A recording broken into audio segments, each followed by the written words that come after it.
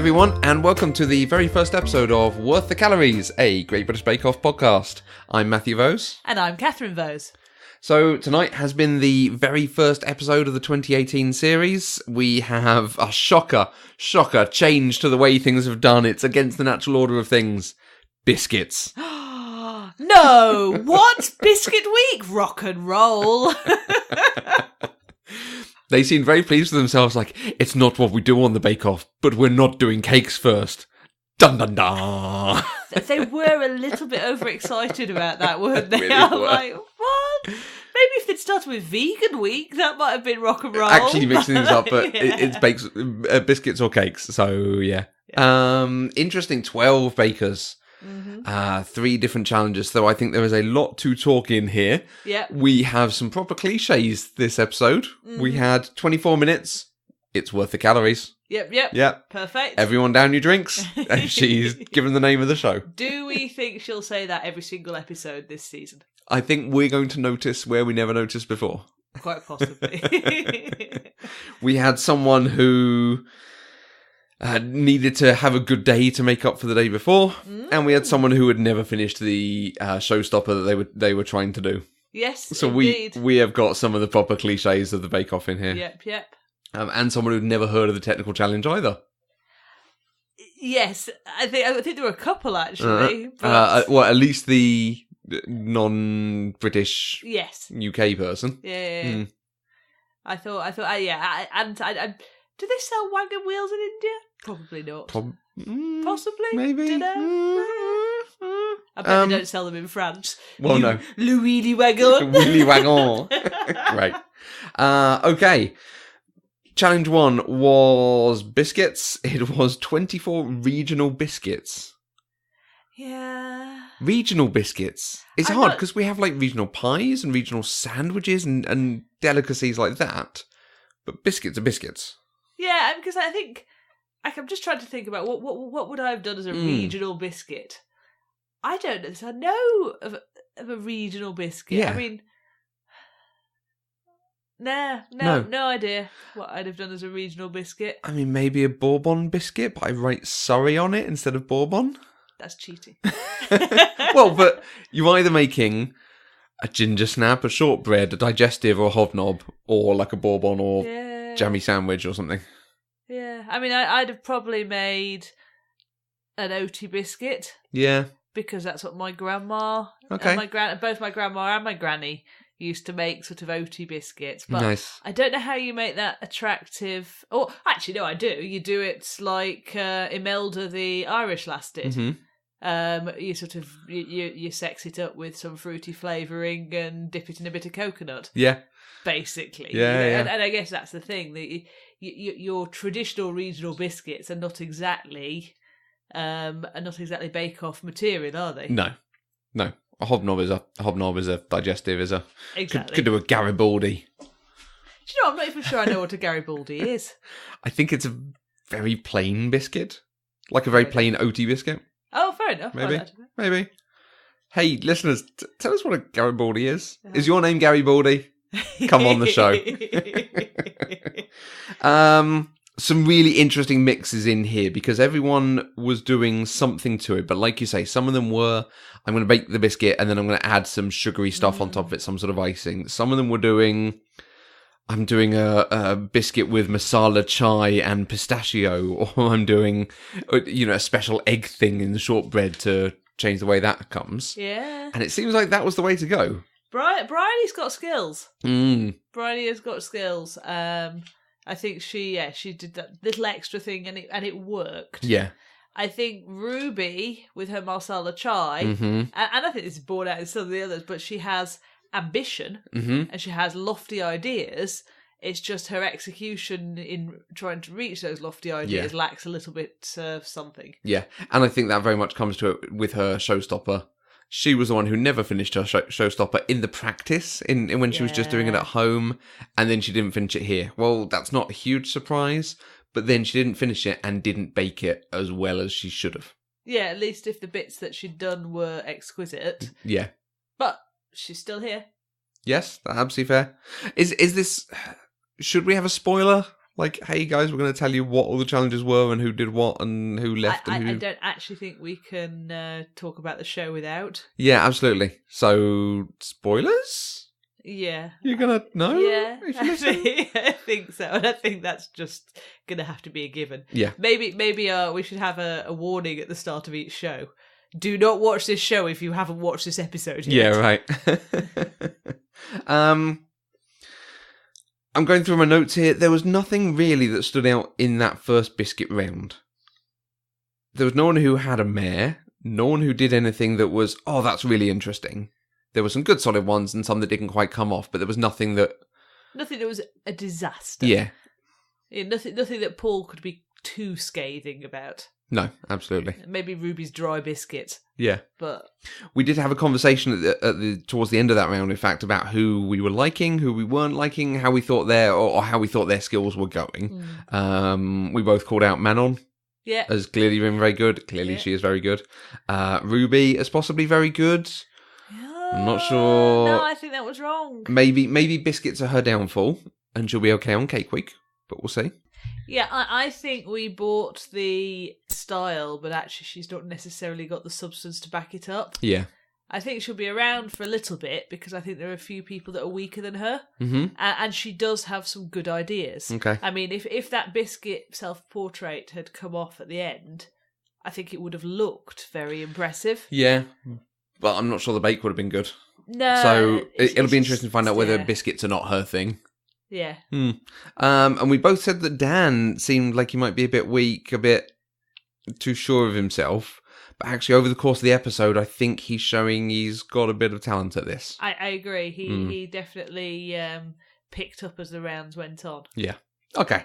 I'm going to move us on to the technical. I don't think there's too much more to comment there. Yeah. The technical, set by Paul this week, make 8 wagon wheels. Oh my lord, that looks difficult. It looks so difficult. Our kitchen is going to be a sticky mess on Saturday. Bagsy, I have a crack first. Yeah. So it's make biscuits. Fine, we could make biscuits. It's melt some chocolate and put the chocolate over the biscuits. Fine. Make your jam out of the raspberries. Make your marshmallow fluff and spread it over. And then sandwich it together and cover it in chocolate. Yeah. So, I mean, I'm going to try each of those, but I think I might also buy some jam and buy some marshmallow fluff for the, okay, that's gone wrong and I'm blatantly not going to keep doing it. Yeah. Time situation. I think the thing with the chocolate is it's doable, but you need lots of it so you can pour it over, re-scoop it up, pour it again. I don't have any problem with us buying lots and lots of chocolate. Yeah, it seems frivolous, doesn't it? So, it does seem frivolous. It seems like a very labour-intensive recipe, and it seems like it's going to be a challenging recipe. Absolutely. I am a little bit trepidatious, shall we say, about having to go at this, but we will have a go. Now, at the beginning of this, we said wagon wheels. And we both go, oh, yeah, wagon wheels. Yeah, it comes in a red wrapper, got a horse cart thing on the front of it. Might be quite a few listeners who don't know what a wagon wheel is. Cathryn, what's your history with wagon wheels? They sold them at the tuck shop at school. Right.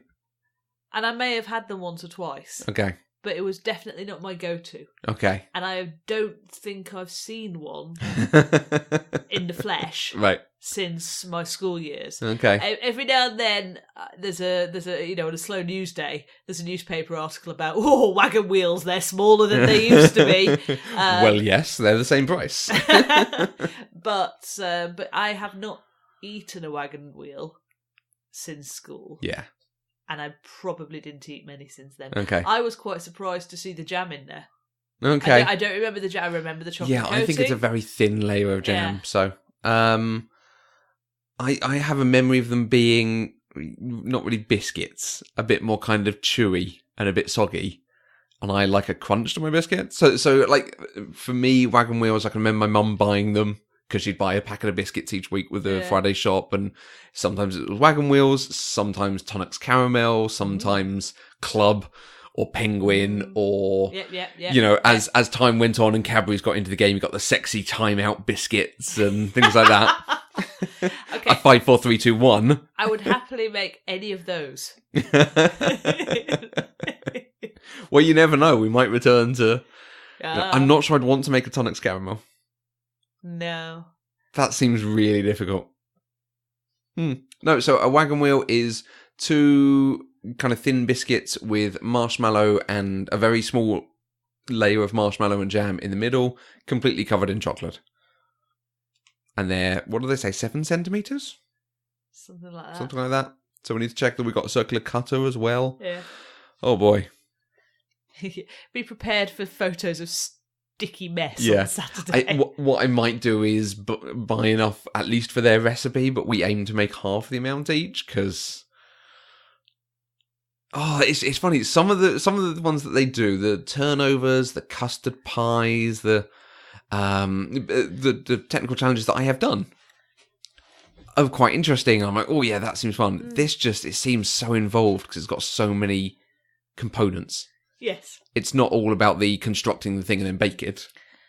I suppose the good news is, if we do it all properly, we'll have some nice jam, hopefully, for our toast the next day. You can make me French toast. We could have French toast with marshmallow and jam on it. Chocolate. And chocolate. And a biscuit. And then another layer of French toast. And then we cover that in chocolate. Yeah, wagon wheel toast. Done. Nice. That's why I married you. The bakers, for the most part, did it. There was nothing... there were some weeks where they turn it over and everyone's like, oh my days, what is this? Not sure what's going on. Never heard of them, that kind of thing. Most people seem to know what they were. The French girl excluded. And Anthony. And Anthony, did he not know what they were? I had no idea. Anthony's the one who forgot to put water in when he was melting his sugar and boiling it. Yep. Which is something. Was he also the one who didn't make the butter and flour and then started adding the other ingredients to it?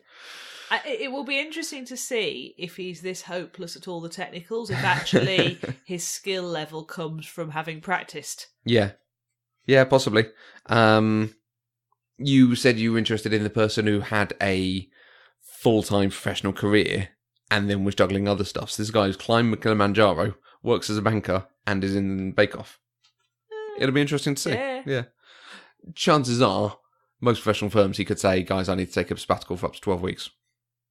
Yes. And they'd probably give an allowance for it. Yeah, possibly. I don't know if he's going to have done that. No, it's quite a financial implication of taking a sabbatical for 12 But you weeks. succeed at this, you are set for 5-10 years of hosting shows, writing books, going to conventions. Yes. Ruby won the technical challenge. She did. She did. That surprised me. I don't know why it surprised me so much, but it did surprise me. I think, was it Bryony second? Yes. Yeah. So, Bryony is clearly very, very capable. Yeah. And we didn't see too much of her, so she just gets on and does it as well. She might need to flap more to get a bit more attention from the cameras. Yeah. But yeah, Ruby just did them and they came out really good. I wonder, is the problem with the planned ones that she overreaches and therefore you can't see the skill that she's got? Because actually, thinking about her showstopper, if that had been finished, it would have been quite impressive looking. Yeah. Certainly. Yeah. Who knows? It will be borne out in future weeks, I think. I remember this with Flora as well, a couple of seasons ago. She always added one element too many. Yep. And we had Imelda at the bottom of the pile. So I can't even remember how Imelda did. I think they just, okay, these are biscuits, they're all right. On that first round. Oh, no, her first round was pretty good. Was it okay? She's the one that did the OT biscuits with a twist. Okay. And they had like the coconut and the fruit in there, and I think they thought they were pretty nice. Right. I mean, I don't think they were like blown away like they were by Manon's. Yeah, because Manon's rolled in chocolate ones that looked amazing. Oh, wait, you'd buy them from a posh biscuit shop, yeah, wouldn't absolutely. But yeah, so Imelda was okay in the first round, clearly very bad in this round. Just couldn't bring it together. Super stressed. I think her baking suffered from the stress. But actually, even if she'd executed it perfectly, I think her design for the showstopper was still a bit weaker and Yeah, it was than the lot hers. of them. Her at the beach, She went to the beach in County Mayo, yeah. and it was burned, and it just didn't come out as well as she wanted it. Yeah, but I mean, even if the biscuit had been perfect, Yeah. I don't think the design is as impressive as some of them. Yeah, but it would have pulled her up. Yes. There would have been more comment about the lemon curd not going right for Terry's and things like that. Yeah. So Terry was the other one who struggled, certainly in the first couple of rounds. The older chap with the twirled moustache, but he brought it back in that final round. I think it all came together, and he did something interesting that just about came off for him. Yeah, I'm not sure you can say it's his baking that Right. saved him in the final round. I think it was his artistic talent. Okay. Because it wasn't really about, hey, this is an amazing biscuit. I mean, because, don't get me wrong, I'm sure it's tasted amazing. Brandy snap, jam and cream. Yeah. Bring it on. All the sugar, yeah. But I don't think it was like, oh, this is a particularly unique brandy snap. I think what was unique was how he formed it and how he shaped it. Yeah. So it was more his artistic construction skills. And then that got him through. because he layered on top of that as well, he almost lost a bit of the definition, which was a little shame. Yeah. But yeah, I think, I mean, don't get me wrong, it was a very interesting take and very different to everyone else. Yeah. But it's not giving me a great sense that he's got core baking skills Baking that chops. will see him through Yeah. to the end. Okay. I think he will be gone in the first half. Yeah. I'd agree that the first half of the season is usually weeding out people who are not all-rounders, and then it's the people who go through, and I think, like I've said on the introductory episode, it's the ones who struggle a bit in this time, who are all-rounders, but have a bad week and survive. Yes. So maybe Ruby, maybe this will bear her out and she will learn how to deal with the pressure from this. And she'll focus more on the taste of what she does. Yeah. Rather than the look of what she does. Yes, maybe it'll teach her to rein it in. Yeah. Absolutely. So our showstopper, our finale, was to do a biscuit selfie of the baker themselves somewhere memorable. Yes. So it had to be a very large biscuit. Yeah. I mean, that looked at least a metre by a metre. Maybe not that much. Maybe 60, 70 centimetres square at least. Yeah. That had to stand up on an easel. Yeah. So it had to be all stuck together and had to be three-dimensional. So it had to have layers of biscuit creating this shape. Some really interesting ones. Yeah. Couple of nice Japanese ones, Yay. which you will always quite enjoy, I think. Yep. I think I'd have done a Japan one. Yeah? I think I'd have done me in a kimono, because you could do lots of beautiful patterning, and the shapes of the kimono probably lend themselves to biscuit blocking, with some red torii shrine gates leading up behind me. Because again, I could see how you could do that nicely on biscuit. The one in the water at At Miyajima. Miyajima. Oh, that was the one she did, wasn't it? Yes, I think that. Yeah, Yes. yeah, Yes. okay. Yes. Yeah. Nice. I wasn't totally taken with him on the other rounds, but Rahul, I'm just double checking his name, Rahul, who did the English Spring one. It was lovely. When he was building it, I just couldn't see it, and then he decorated it, and it came together. Yes. And I think it came together more than the beach one, which was also nicely decorated, but actually his use of buttercream to create the flowers was really nice. I agree. And it worked because it lent an air of perspective to it. He was far in front of it. Yes, no, I think he did a really nice. good job. Yeah. Really lovely. I think I liked Kim Joy's the best. Yeah? Not just because it was Japan, but Well. but mainly because it was Japan. No, I really liked her sky. I thought that was beautiful. Very cleverly done. Using a Yes. palette knife to basically paint the sunset. Yeah, Really really clever, lovely. yeah.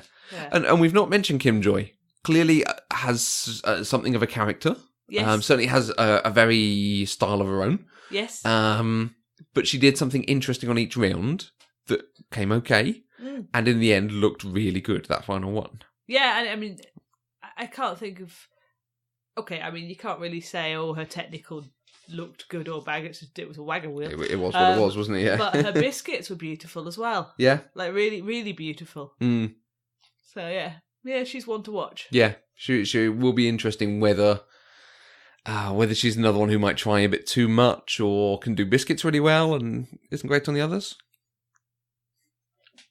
Yeah, no,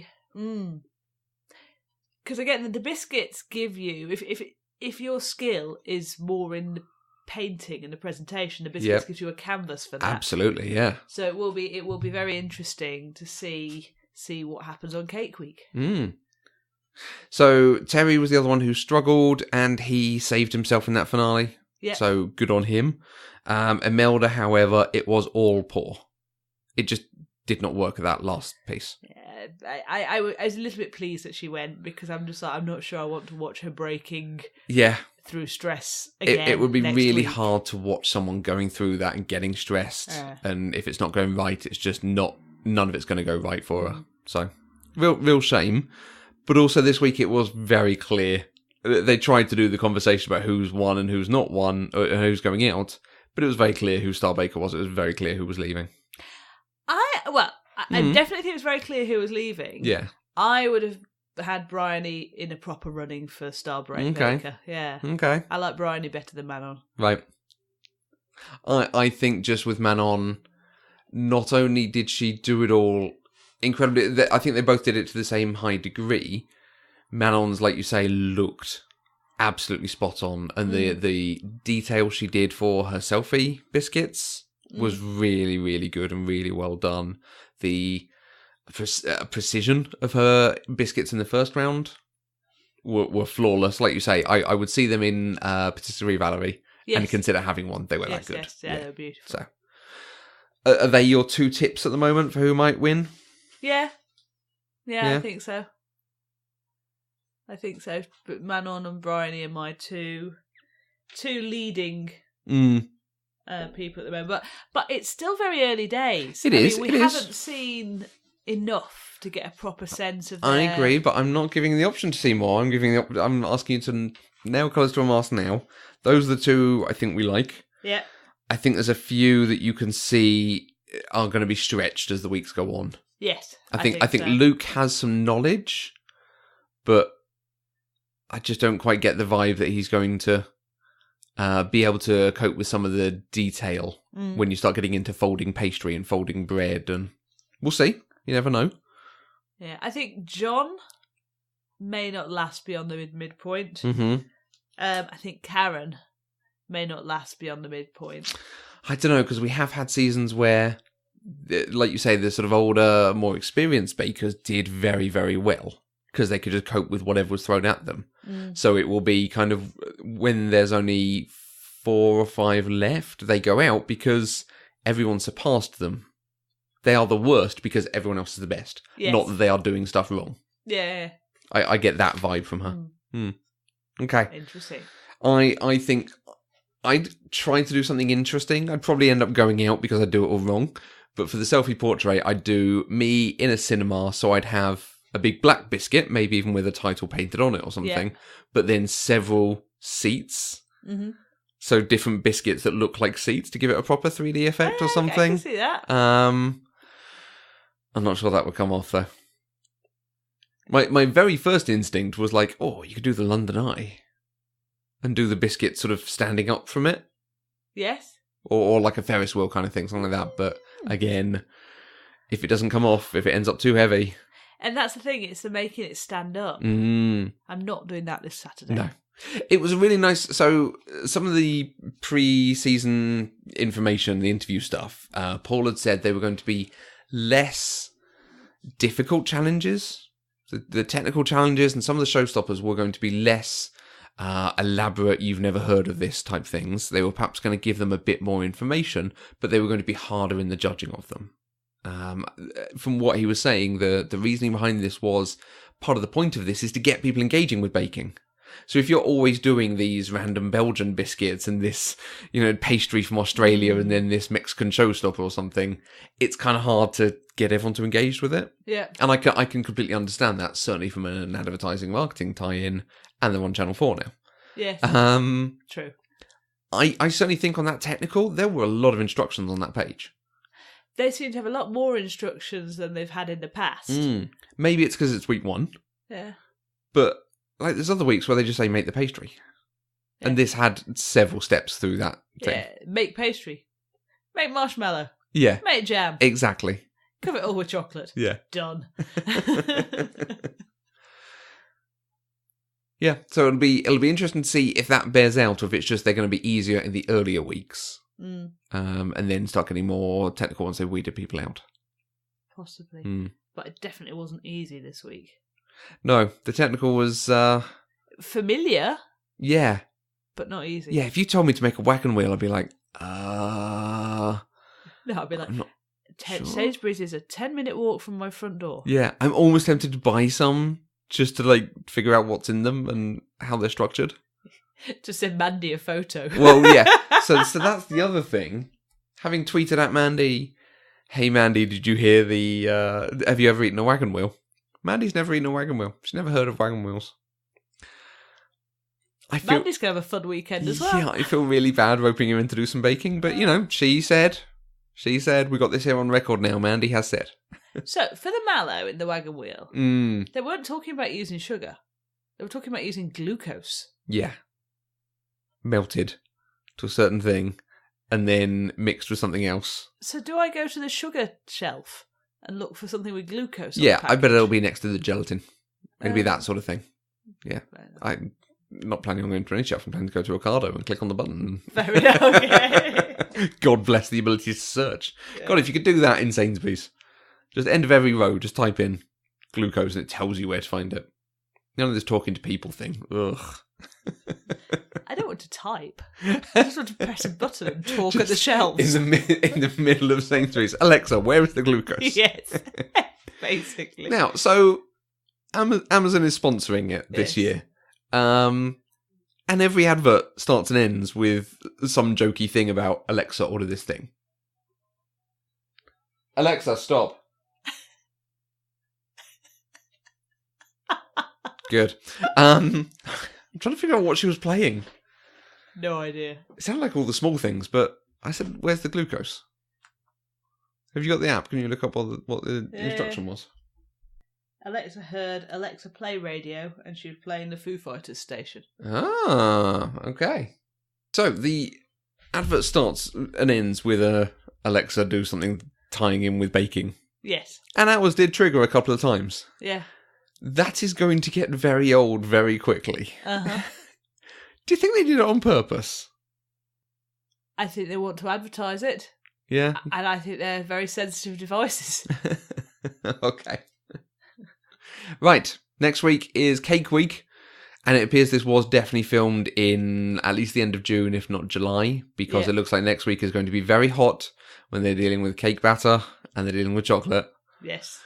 My predictions come true. Yeah. Any thoughts on who's going to enjoy it, who's not going to enjoy it? What are we going to see? I think Terry's going to get flustered, and I think he's not going to enjoy it at all. Okay. I think Manon will be cool as a cucumber. Cool as a cucumber. Cool as a cucumber. Cucumber. Yeah, it'll be really interesting to see who comes out. It looks like the technical is some sort of green tea sponge thing. Very green. Very green, very messy. Good. This will all be an experiment. Good. We will be baking wagon wheels at the weekend. Yep. We will take photos. Yep. Keep an eye on us on Twitter. I'm at Matthew Vose. I'm at KendoCat. Good. You can find all of our other shows at Eloquent Gushing. You can subscribe to our weekly newsletter for details on this and all the other shows we do. That's at the homepage eloquentgushing.com. You can support us on patreon.com/eloquentgushing, which helps to develop new shows, helps to support the continued creation of the existing shows, and gives you access to exclusive content. So, next week, Cake Week. On your marks, get set.